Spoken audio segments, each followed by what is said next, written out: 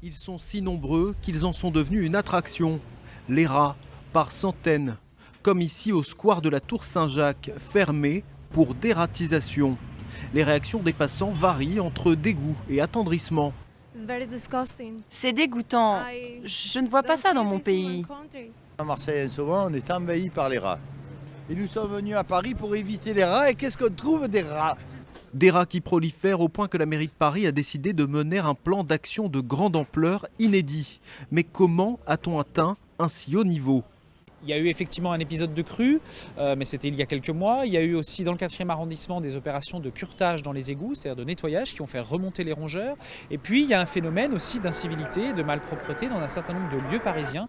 Après s'être accouplés, 2 rats peuvent en engendrer 50 un mois plus tard, 936 un an plus tard. Au bout de 2 ans, ils seront 46 410 rongeurs.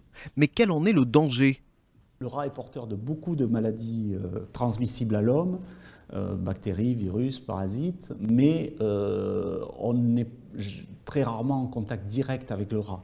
Des centaines de boîtes d'appâtage et de produits raticides ont été déposées dans de nombreux squares parisiens. La guerre aux rats est